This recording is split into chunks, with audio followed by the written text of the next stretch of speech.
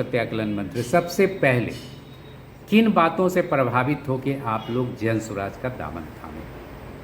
सबसे आपका चैनल को जो दर्शक हमारे देख रहे हैं उनको नमस्कार, प्रणाम करती हूँ, आदाब करती हूँ। जी और जी हम लोग इसलिए कि इनका जो मुद्दा है वो बढ़िया है, जी यदि प्रशांत जी का जो हम लोग को पहले पदयात्रा में हमारे यहाँ आए थे तो उनका कुछ प्रोग्राम हुआ था जी। तो उसी में हम लोग देखे कि इनका जो मुद्दा जो बोले कि सबसे पहले पलायन, स्वास्थ्य और शिक्षा हम लोग को बहुत ये हुआ कि हमारा भी बेटा है तो लखनऊ में जाकर पढ़ रहा है, यहाँ पर उस तरह का सुविधा होता तो हमारा बेटा यहीं पे पढ़ता। शिक्षा की चर्चा तो आप कर रही हैं, जो प्रदेश स्तर पे मुद्दा बना हुआ है आपके पार्टी का, लेकिन अगर कुचाई कोर्ट के संदर्भ में देखें तो यहाँ शिक्षा में क्या परिवर्तन ला सकती हैं, क्या हो सकता है, क्या संभावनाएं? सबसे पहले तो यहाँ शिक्षा का सुधार होगा।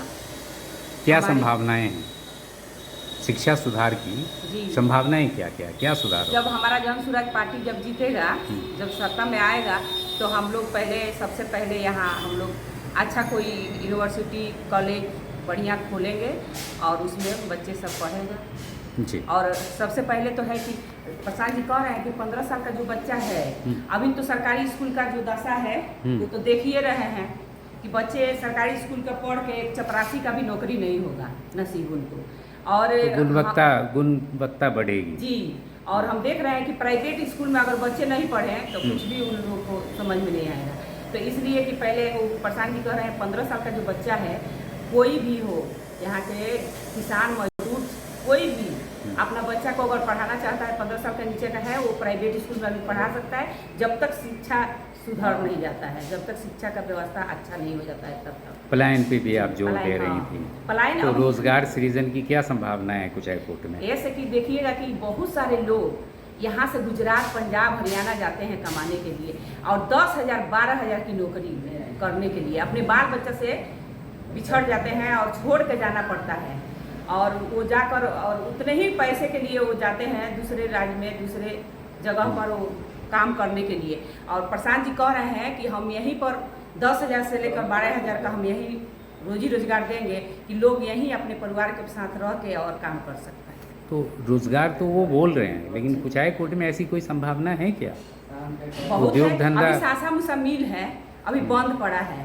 सासा मुसा अगर मिल खुल जाएगा, जब चालू हो जाएगा तो देखिएगा कि उसमें बहुत हजारों लोग उसमें काम करते थे, उनका आज क्या दशा है।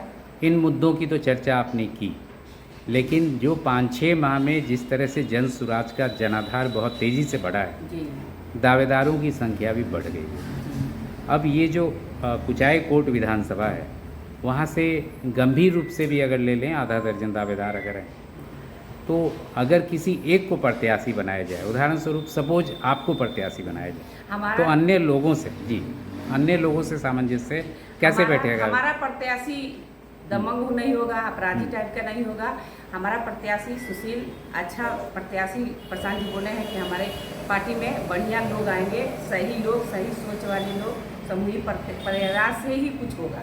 तो एक ही बनेगा ना प्रत्याशी? तो एक ही बनेंगे। अन्य लोग गुटबाजी कर सकते, विरोध कर सकते हैं, नुकसान कर। देखिए पार्टी को दुरुस्त और शुरू करने के लिए अगर कोई आया है तब तो ठीक है, नहीं तो अगर खाली चुनाव लड़ने के लिए आया है तो वो तो गलत बात है।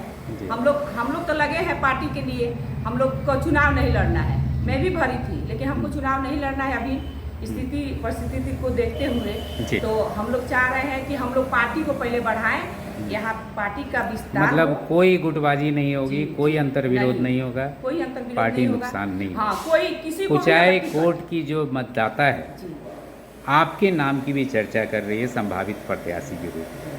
अगर यहाँ के मतदाताओं की भावनाओं को देखते हुए अगर सिंबल पार्टी देती है और आप विधानसभा में जाती हैं, तो किन मुद्दों को प्राथमिकता से उठाएंगी आप? हम तो सबसे पहले हम स्वास्थ्य को पहले उठाएंगे और शिक्षा को उठाएंगे जी। और पलायन जो हो रहा है, स्वास्थ्य में क्या हॉस्पिटल वगैरह के लिए? जी, हॉस्पिटल बढ़िया कि हम लोग को अगर बड़ी बीमारी हो जाता है तो हम लोग को जाना पड़ता है गोरखपुर, लखनऊ जाना पड़ता है, दिल्ली जाना पड़ता है। तो एम्स में कोई एम्स का व्यवस्था नहीं है, उस तरह का कोई स्वास्थ्य का कोई भी यहाँ उस तरह का उपलब्ध नहीं है। हम देखेंगे कि अगर थोड़ा बीमारी हो जाए तो हम लोग कुचायकोट जाएंगे तो नहीं हो पाएगा। गोपालगंज भी जाते हैं तो वहाँ दवा नहीं रहता है, डॉक्टर धीरे से कहता है कि बाहर से दवा खरीदना पड़ेगा, हम लिख भी देंगे तो जैसे कि उस तरह का सुविधा नहीं है। सबसे पहले मैं इस मुद्दा को उठाऊंगी, स्वास्थ्य की मुद्दों को।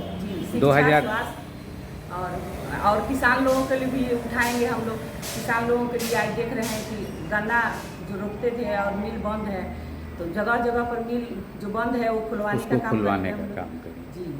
2025 चुनाव के लिए जन सुराजी होने के नाते क्या अपील कर रही हैं मतदाताओं से? 2025 चुनाव के लिए क्या अपील कर रही हैं आप? हम यही कह रहे हैं कि जिसको भी टिकट मिले, हमारा जनता से यही अपील है कि आप लोग जिसको भी टिकट मिलेगा उसको वोट देकर और जिताने का काम करिएगा। और जब हमारा बिहार पूरा सुधरेगा, बिहार बदलाव होगा और बिहार में जो भी समस्या है वो हल होगा। और यही प्रशांत जी हैं कि हल कर सकते हैं। यही पार्टी एक जन सुराज है, काम कर सकती है। परिचय आपका? हमारा नाम रीना शर्मा हुआ जी, और मैं जन सुराज के नेता हूँ, प्रदेश कार्यकारिणी का मेंबर हूँ। उसके बाद से मैं खजरी पंचायत का सरपंच। चलिए, बहुत बहुत धन्यवाद, आभार विचार साझा करने के लिए। और आने वाले चुनाव के लिए आप सबों का बहुत बहुत शुभकामनाएं।